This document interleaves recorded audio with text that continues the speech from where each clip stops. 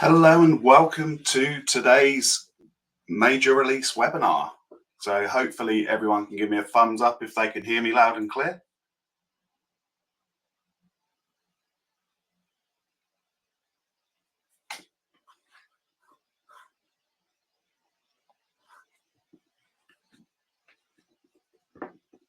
Okay, so I'm assuming that everyone can hear me loud and clear. I haven't received yet lots of thumbs up, so that's all good. So welcome to today's .10 major release webinar. And this webinar was released at the end of June 2024. So hopefully you've had a chance to have a look at it. But if you haven't had a chance to go through the release notes, or like myself, and I used to be in law enforcement, guilty that you never actually got the chance to read them, this is the webinar for you. So we're going to go through this latest release in more detail. And of course, during the webinar, we're going to answer any questions that you may have along the way. Now, this is a new platform for us, and there's some features that I just want to point out to you. In the top right-hand corner is the chat section, which I can see all your thumbs up coming through and your messages. Next to that is also a Q&A section. You can ask me any questions in there, but feel free to leave it in the chat. Everyone is anonymized within this, so it makes it easier for me to sort of follow along with less things to concentrate because I'm riding this webinar solo. The next tab along is going to be polls, and I'm going to start the polls up throughout the webinar, and it would be really good insight for us if you could participate in those. And the final section is the handouts. Now, for those of you who haven't had chance yet to have a look at the release notes, they are available for you to preview within this channel, and you can also download them. So let's start one of the polls. And one of the first polls I want to start is I want to ask, which type of device state are you finding that you're dealing with in your lab on a daily basis? And it really gives us a good insight as to how we can direct the product as we go forward. But let's move on with today's webinar. So first off, for those of you who are unaware of who I am, I thought I'd take the time to quickly introduce myself. So I'm Adam Furman, tech evangelist here with MSAB. And prior to joining MSAB, I had 15 years in UK law enforcement. Spent the majority of my career in the digital forensics unit, where I was working as a forensic specialist, starting off in the acquisition stages and then moving on to the further work, sort of the analytical work and going to court and presenting that evidence. I've been with MSAB for 5 years, and I'm fortunate to be a speaker at both national and international conferences. For those of you who could hear it, I am based here in the UK, but I travel globally with my work. I'm also very fortunate to be a guest lecturer at universities here in the UK. I am the podcast host of Forensic Fix, and I'll share a few more details about that in the next slide. I'm also the author and creator of our MSAB Monday series, which is a weekly tip video that you can catch on LinkedIn, YouTube, and Twitter. So my role here with MSAB is to drive the awareness of our product. We know in this cutting edge industry that changes daily, it's very hard for you guys to remain up to date with what's going on with the industry. So I'm here to help bring you up to speed with how MSAB products can assist you with this ever-changing market. And for those of you who haven't abandoned the platform Twitter, you can connect with me on MSAB_Adam. Okay, so let us move on. And we've got greetings from Chile. Greetings to you too. Or good morning, I should say. To make the slides bigger when we go forward, I'm just going to turn my camera off, which will allow you to see the slides in full screen. Okay. So moving on. So before we start, I wanted to share with you some useful links. Now, these links, you've obviously all here today with the webinar, but you can subscribe to our webinar channel. And this way it allows you to stay up to date. You can see what upcoming webinars are available, and you can also get access to previous webinars. And you can do that just by scanning the top QR code. The bottom QR code is a link to Spotify for our monthly podcast Forensic Fix. Forensic Fixes, where we invite guests from the industry to come on and discuss the latest news in DFIR.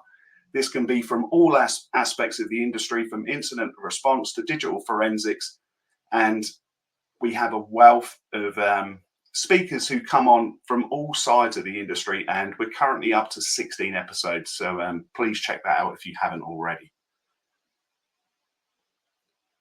So before we go into the new release, I'd like to have a quick reminder of the micro release that came out prior to this, where we added support for the popular application ChatGPT, which is being used more frequently. So we have added support for that, for decoding for iOS. We also added support for a very popular tablet that my colleagues in the US are hearing, which is the rock chip-based Vantron tablet. And we also added wider full file system exploits for unlocked Androids. And of course, please check the release notes for the full details. So what is new in XRY 10.10? That is what we're all here to see. So let us jump right in. I'm going to start looking at the usability improvements. So these are improvements that are going to make XRY easier for you guys to use. To start off, I want to talk about pre-scan. Pre-scan is a huge advantage to triage a device before you've even started your extraction. Now, before, the only option available to you if you wanted to save this valuable information was to capture a screenshot.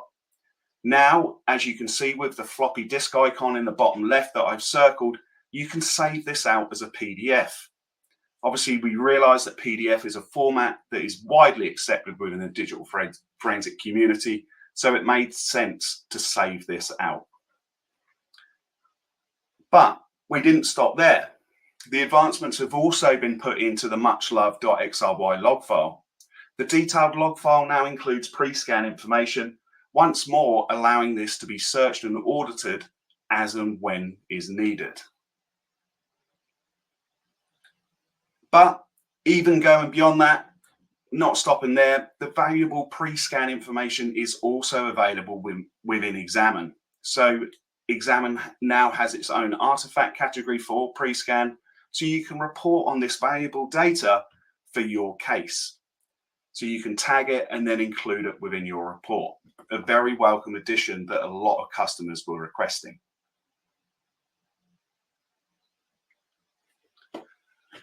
Some more usability improvements. So we have added an exhibit ID list. So if you're working on a case and you, for example, want to extract the SIM card from the device, or you wanted to create a logical and then a full file system, before you would have to type in the exhibit ID each and every time. When you're working on a case now, the exhibit ID is remembered as in a drop down. So you can simply select it and reuse it. A small change, but when you're working on phones all day, this saves typing, which we all love, reducing duplication in this industry. We've also worked on tidying up the UX. So when you complete your extractions before, in the screenshot on the top of, in my top right, you can see that it has logical full read, and then we had logical no files and logical no media. We were advised that not many people were using these profiles, so it made sense to remove them. Now, of course, if you still want to use those profiles, you can still achieve those results, but instead you can use our selective extraction in the step-by-step. It's also possible to configure your own action, as can be seen in the newer version in the bottom right screenshot where you've got create new action. You can simply create one there to achieve the same thing. Summary page. Just like pre-scan, this was a huge valuable piece of information. And unfortunately, once you clicked off this screen, there was no way to return to it in previous versions of XRY. As can be seen on the left-hand side of the screen, you now have an option within your XRY case page where if you press the three ellipses, you can bring up the summary. Once more, it allows you to revisit that valuable information that you got at the end of an extraction. We've also improved the way we deal with error messages. Nobody likes error messages, but if you do come across one, you're going to have options available to you now in order to get past them. The information you're going to be provided hopefully is going to be far better at indicating what the issue is, but you're also going to have options. The options available to you are going to be able to retry, so correct the issue and then continue. For example, it could be a network issue, network cable is faulty, change the cable, or potentially the storage destination where you were writing to could be out of memory. It allows you to fix those issues and hit retry. You can also abort if needed, and it's going to terminate the extraction without exit and XRY, allowing you to save the attempt as a log file in case you need it for something like ISO purposes. Or the very bottom one, ignore and hope for the best. Okay, so we've got a question in the chat about what do we need to do with not decoded apps. So not decoded apps, some of the apps that are presented to you within the pre-scan are going to be, a lot of them are going to be system applications. So really it's a case of going through the non-decoded apps and reviewing which apps are, of course, important to your case. And if they are important, then you're going to have to apply more advanced techniques to look at those apps and then report on them. We recently covered a webinar series that covers how to handle unsupported apps. And we also had another question coming shortly after, is where to check file system details and examine. I don't fully understand what file system details you mean. So if you could clarify that, I'd be happy to answer.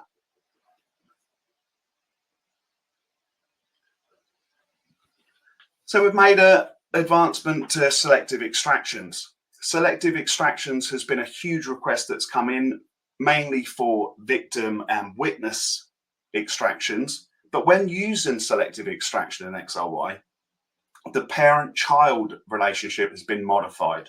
So what do we mean by that? You are no longer going to get redundant information from higher up in the file system. As can be seen on screen, if you select a contact picture in the previous release, you would also get the contact artifact in its entirety. From now in 10.10, selecting the contact picture will only get you the child artifact and not the parent above it.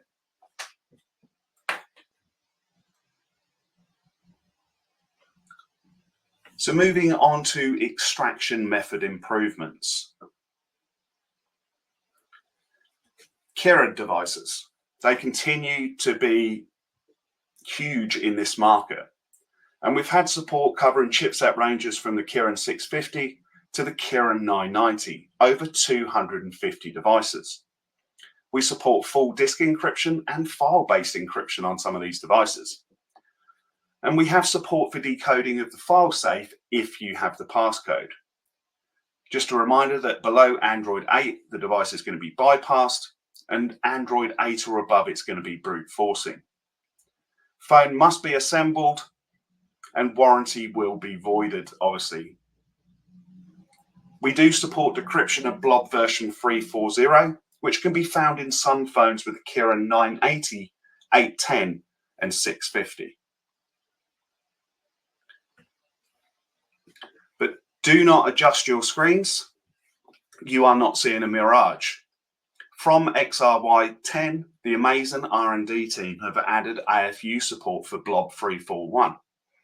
You only have to carry out a quick search for this on the DFIR Discord channel to see how much this exploit is desired. It's great news that you're going to be able to support this for devices in AFU.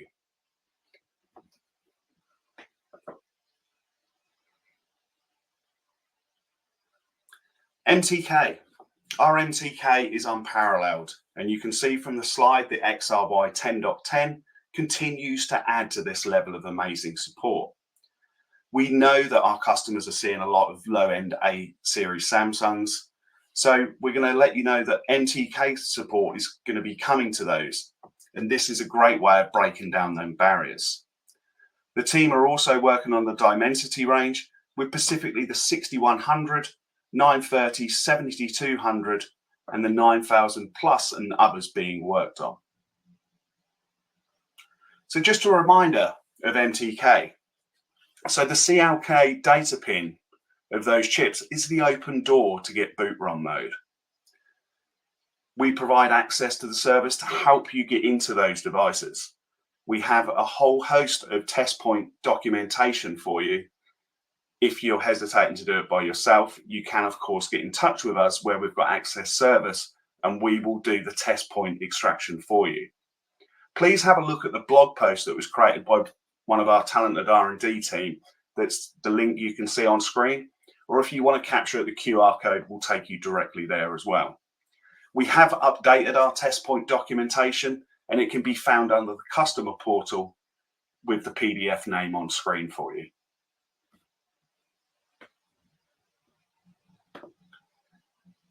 And I'm just going to put another poll up now we've answered the first one, and I'm going to drop that one in there.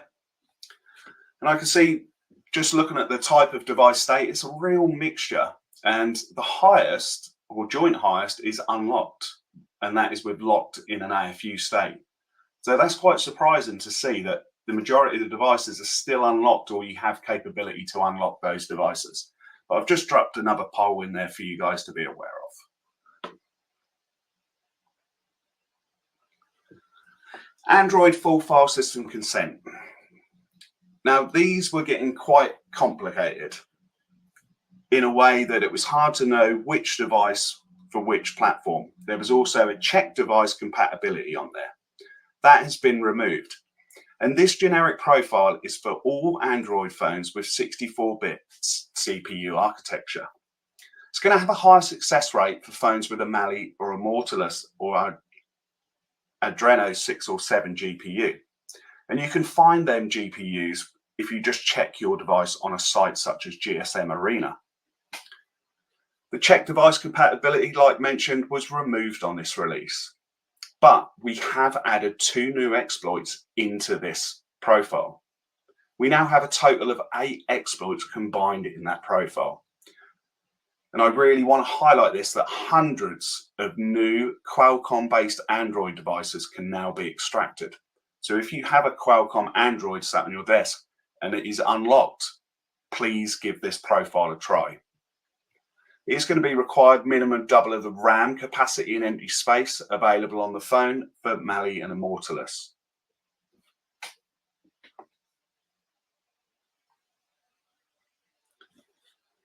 And a little tip, trying different USB modes may increase the success rate, especially for Adreno 6 or 7 GPU devices. But please be mindful that XRY will auto reboot the phone if needed. We recommend to set the screen lock type to none. Remove the phone password to prevent babysitting the device. The phone will return to normal after reboot.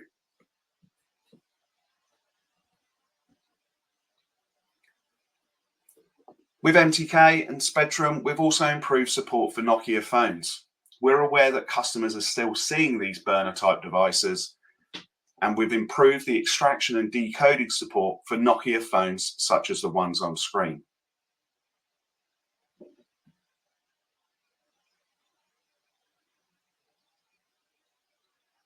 Moving on to our decoding improvements, and we're going to start looking at Android first. So Android decoding improvement. We've improved support for the Android SIM card. So we've added support for passing various files that contained SIM-related information from the file system of Android itself.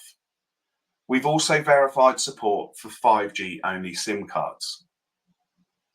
With WhatsApp, we've made enhancements for the related attachments to their messages. WeChat, we've added indexing for messages and calls, along with adding support for cancelled calls. We've improved the attachment mapping, so we link to the file name to the file instead of just the file name. Sticker, video, and picture attachments now can be linked to the source files, including their related thumbnails or preview versions where available. And we've also got more metadata passed for shared songs. Moving on to iOS. Support is now available for iOS 17.5, and we're also testing the iOS 18 beta, which we have had no issues with XRY 10.10. For those of you who followed us and saw our blog, where we located the iOS backup had stopped removing the write-ahead log. Unfortunately, with the latest versions, that has now been removed from the backup. So no longer will you get the nice write-ahead log with an iOS backup. Apple FS events. We've added support for decoding file system events from iOS 17. But of course, you will need a full file system extraction to get that data. With Apple Watch, we've improved the decoding of heartbeat data by doing it in graphs. Facebook Messenger and Signal have added the capability for editing messages just like other platforms, and we've added support for decoding those edited messages. With Google Maps, we've improved the decoding of suggestions by Google Maps, which are based on user searches. This, of course, can be extremely helpful if they're deleting some of their searches because the suggestions may remain. Instagram, we've improved our decoding. Continuing with iOS, the popular app QQ, we've added linking to the source database so you can validate where the information is coming from. We also decode the contact profile picture if the image has been created. WeChat on iOS, calls now have the correct duration and type. Excessive contacts has been removed, and the profile pictures of contacts and accounts are now displayed. Attachment files are related to the app, and we've improved our decoding of deleted messages. We've added support for decoding IP addresses from jailbroken devices. And we've removed a warning log message that used to come out for WeChat that was not actually a warning. And the display name of the account is now decoded and linked. For WhatsApp and WhatsApp Business, calls that are made in chat conversations are now related.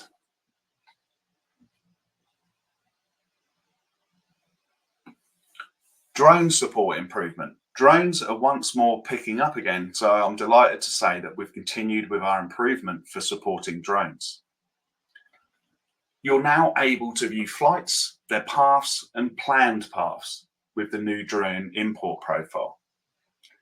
Velocity, gear, flight path, and planned flight path can now be viewed using the Examine Pro drone tab, where you can actually replay the drone route, which is extremely useful when you're presenting this evidence at court, being able to display it exactly how it would have happened. So we've got new support for importing profiles for drone Pacific formats. We support the KML import. B2 Forensics, who specialize in drones, we support the CSV and KML import from them.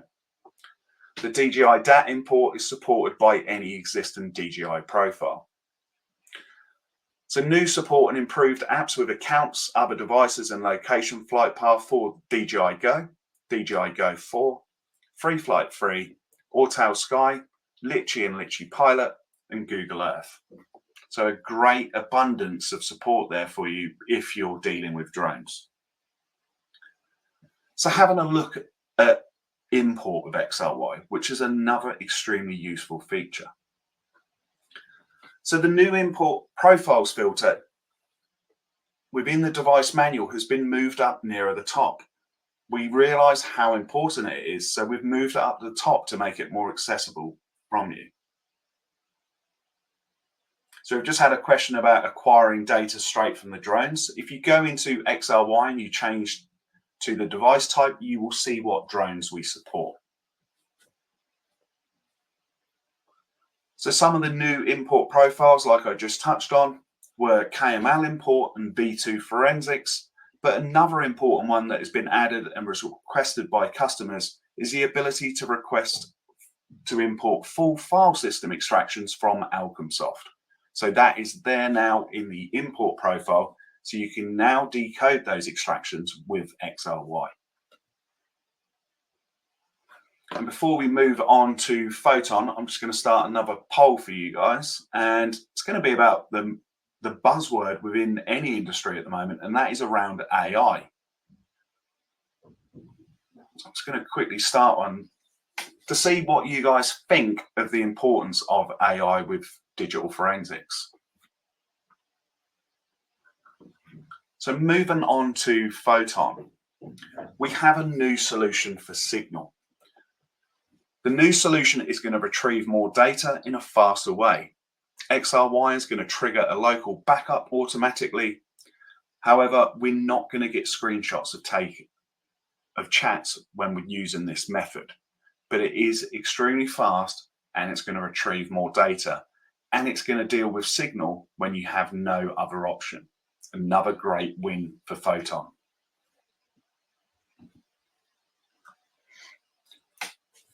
XRY Cloud. We continually have to update our cloud support, and for this version of XRY 10.10, we've restored support for Telegram. As you can imagine, with these environments, they are constantly changing. So we continue to look at cloud with every major and every micro release, testing that our existing support continues to work for you guys. Moving on to XRY Pro. So what is new with XRY Pro 10.10? We've continued with our excellent support that we added in the previous micro release for the Exynos chipset. In that release, we added support for the S20, the S21, 22, 23FE, as well as support added for the variant 1380. And in 10.10, I'm delighted to say that we also support the S24. We recently had one of our trainers on site who demonstrated the support for an S24, and the customer failed to believe it. They claimed that they'd got a device that was sat on their shelf, awaiting to be brute forced by another competition tool. I think the brute force time was estimating 67 years, and they went and got the device, removed the agent from the competitor, plugged it into XRY Pro, and 10 minutes later the device was extracted. So it really is a case of needing to see it to believe it. And XRY Pro is going to receive more updates than regular XRY. That's because as and when exploits are found, they are expedited into the product to get them into your hands as fast as possible. And for those of you with a logical or physical license, there is currently an upgrade offer that has just came out in the last couple of days. And I'm just going to load some handouts for you that are going to detail that offer.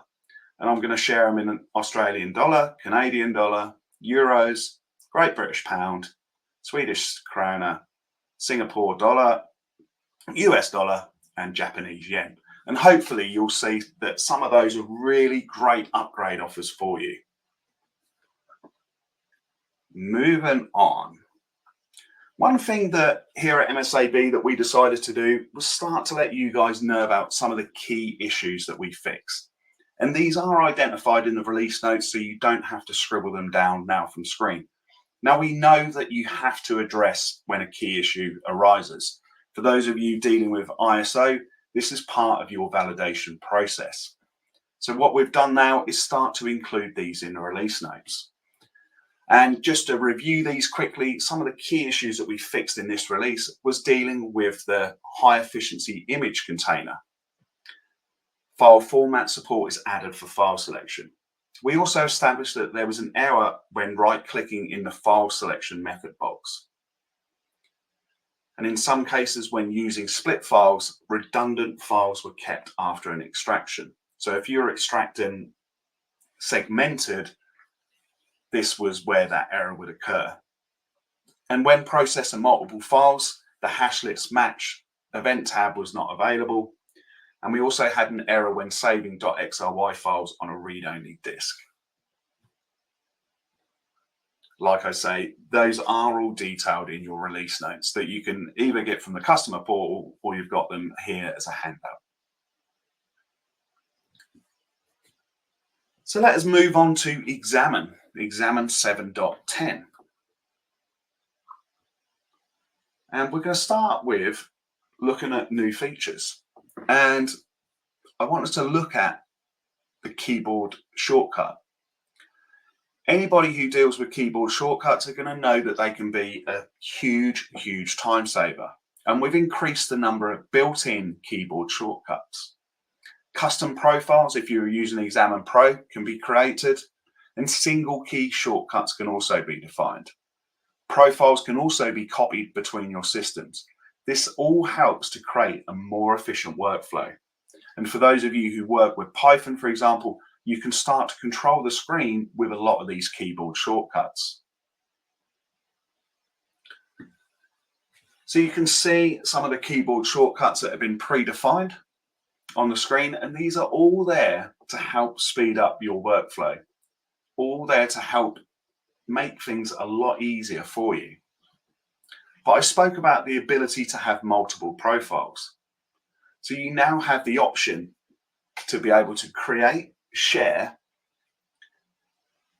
and import other profiles. So once you've set up keyboards to how you want them to work, for example, future down the line, if you wanted to set up a grading workstation and you had a certain way that you wanted users to grade images, you could then assign these and then copy them to all your grading systems. And talking about grading, we've improved the way that we handle Project Vic. The Project Vic button in the ribbon menu can now be edited as is highlighted on screen. It's going to make it easier to grade and add properties to multiple pictures at once in all artifact views, so you're not confined to just list or column view.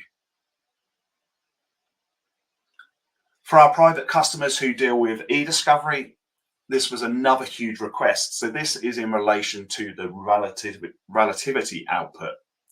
And we now support the splitting of files per conversation. And at the bottom of the screen, you can see the options that are available to you. You can split by content, but you can also split by time span. This is going to be a huge time saver for those working with relativity exports.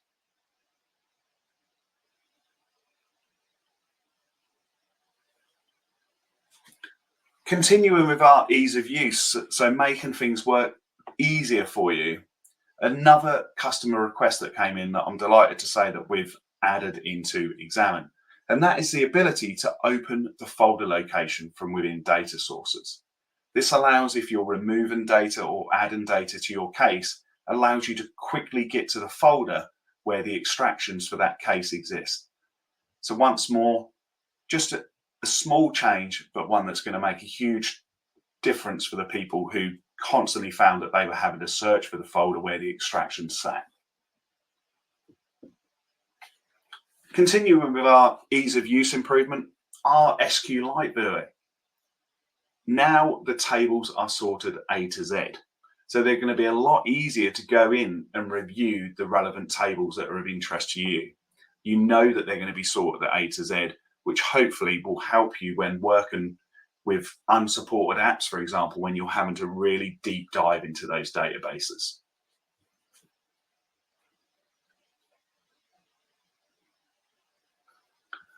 For those of you who have got Examine connected to Exec Director, you can now name your workstation.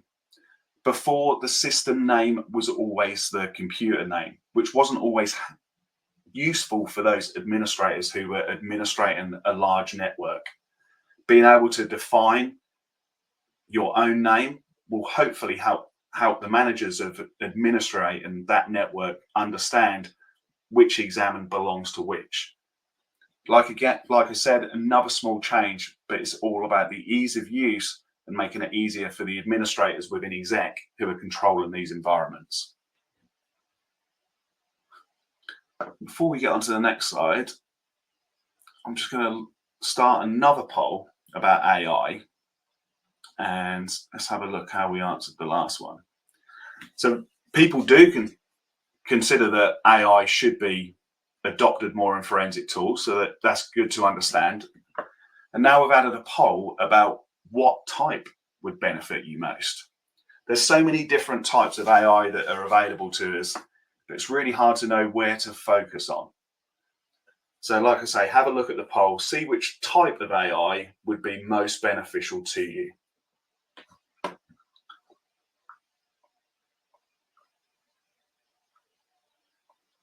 So moving on, having a look at the picture viewer.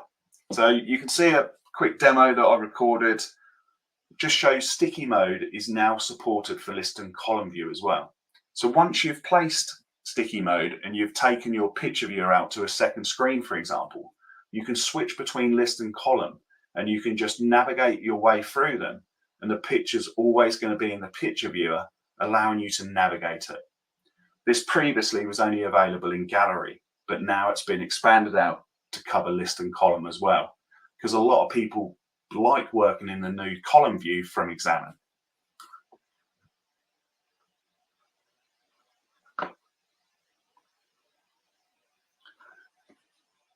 So adding on to what we saw for XRY, if you're just an Examine Pro license holder, you will know the great functionality you've got in importing within Examine. You can do exactly the same as XRY, but all within Examine Pro license. So now you can also import for drone related data, Google Earth KML, B2 Forensics, DJI DAT, and also you can import Alchemsoft. These are great additions for Examine Pro and allows you to free up other workstations where you could be extracting actual devices.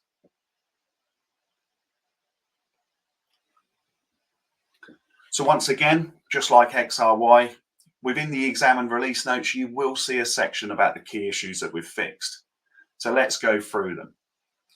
So the key issues that were fixed for this release was in relation, the top one is the participants filter. It did not properly display conversations between two people in connections view. So if you were using the persons filter, then this was the issue that was found. Multiple minor issues were fixed related to when Examine is used with an enterprise license. We also found that when quick views were activated or deactivated using the ribbon menu, the list of quick views in the case overview did not update. And in some cases, when right-clicking an area of interest, the context menu wasn't displayed. In the vehicle track points viewer, the save screen capture menu option did not work. That has now been fixed also. We also discovered that when moving to the column view from another view, where an artifact was selected, the end of the column view list was shown instead of the section of the list where the selected artifact occurred. Going back to persons, we found that when editing the name of a person, the name did not update properly in the edit name dialog. For those working with the file tree zip export, it did not include empty folders. That has now been updated to include those empty folders.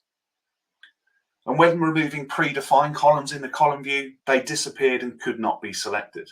And you had to restore the default settings to get them back. Thankfully, this has now all been fixed. And like I say, this information is available within the release notes. Moving on to Exec Director and Exec Director 7.10. We've improved the process for updating your connected systems. So the process of updating those systems has been improved to be more informative to you guys, more efficient, and easier to use and more intuitive. Updating systems is, of course, a fundamental functionality of Exec Director, and it's now easier than ever to stay on top of. And you can see on the screenshots how much clearer it is for you guys what is going on with the updates as and when they happen. We've also added a new report. You now have availability for the app summary report. So this report is going to give you an overview of the decoded apps and the number of artifacts that they generated when you select a time period for a selected kiosk or connected device. It's going to separate iOS and Android apps, and The reason for this has been requested highly by a lot of customers. And this is for governmental reporting, where they're wanting to see what the most popular apps are. Now you can directly report on this data from Exec Director. Now, take note of the bottom bullet point. Because app data logging was only introduced in XRY 10.9, the reports are only going to be produced based on data that's been extracted using XRY 10.9.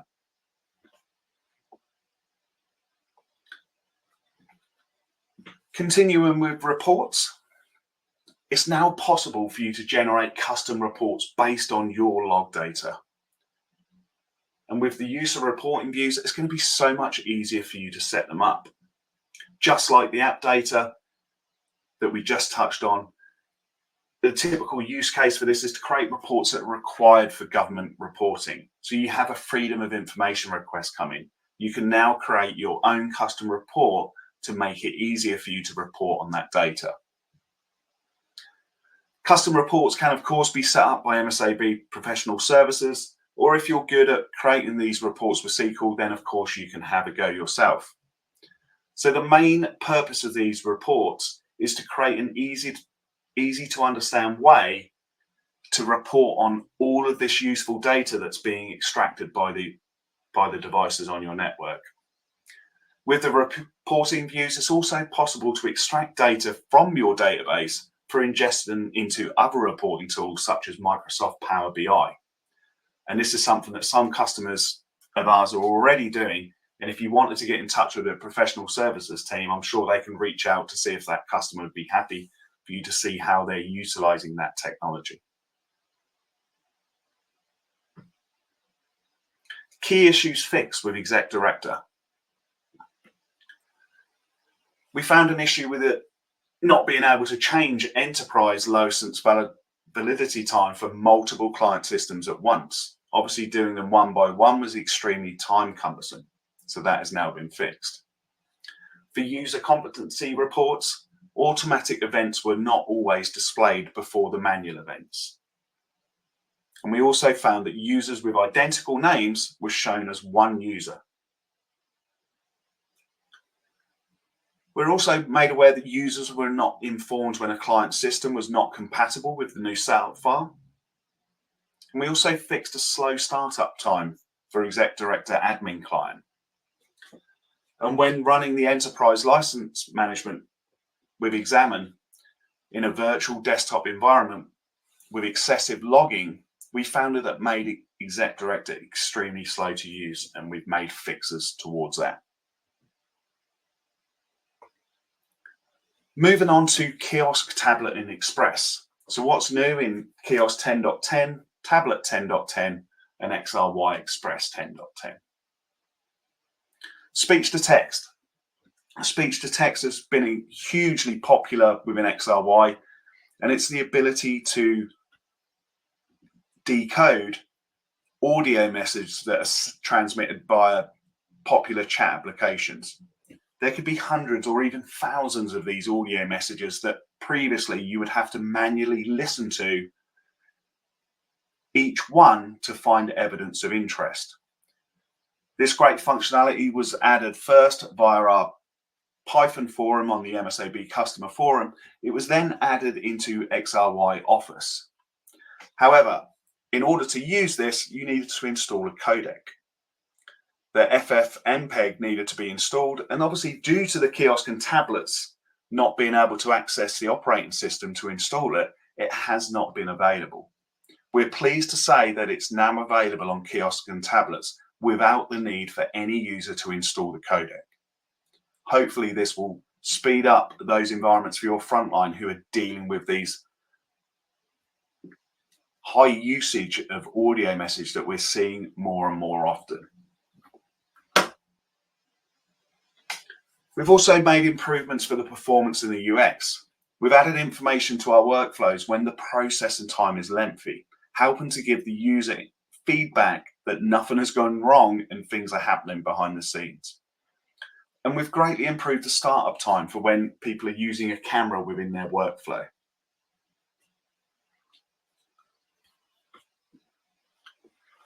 We spoke about the importance of pre-scan earlier for normal XRY.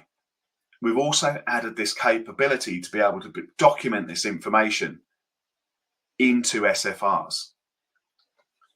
So part of the extraction summary can now go into SFRs, and the pre-scan data is part of that. And this was requested by several customers. This all saves duplication, and if we're capturing this information anyway, it makes sense to be able to put it into our documents.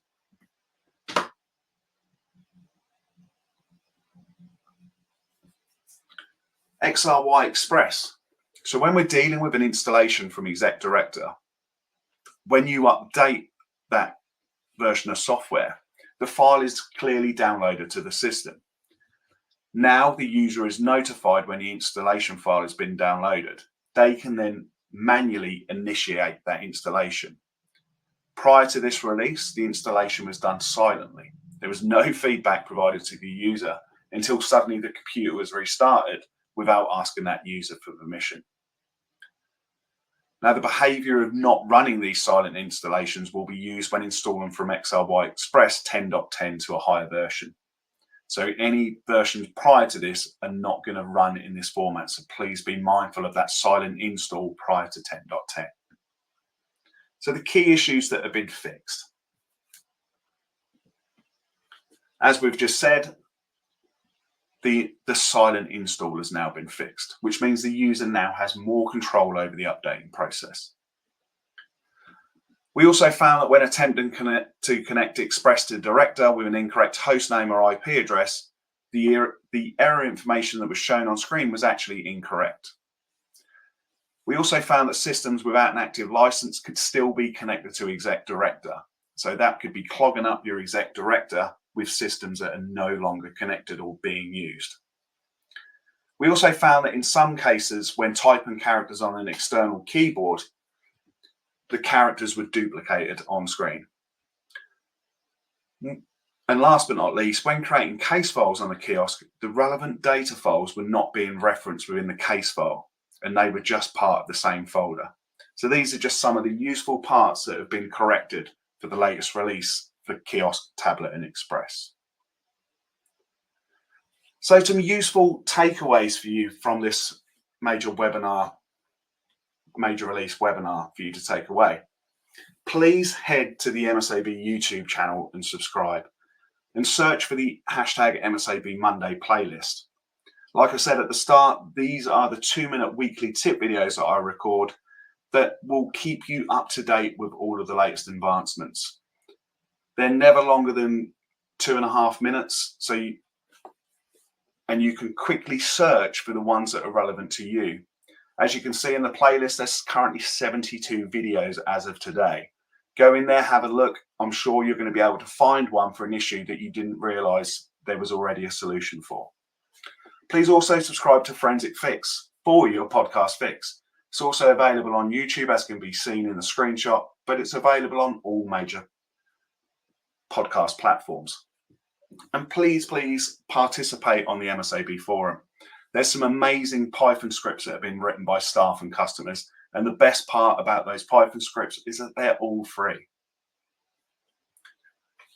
And we said at the start about not having the time to read the release notes. Please make sure you read the release notes. It's going to give you information about what's been fixed, but you're also going to have the news direct to your inbox if you subscribe to them. And also, please sign up to become a subscriber for the MSAB webinar channel to ensure access to the latest information from MSAB.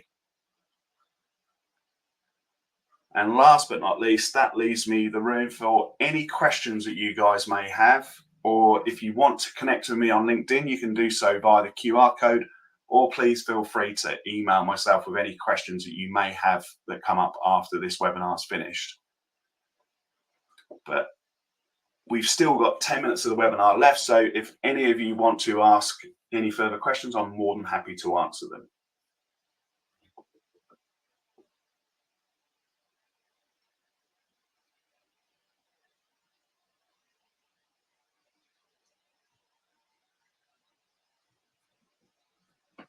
Okay, I think we're all good for the question front. But like I say, if you think of any when you walk away and leave, please feel free to get in contact with myself or the amazing MSAB support team, and we'll do our best to answer your queries. But thank you very much for taking the time out of your busy days to join MSAB for today's webinar, and we look forward to speaking to you again soon.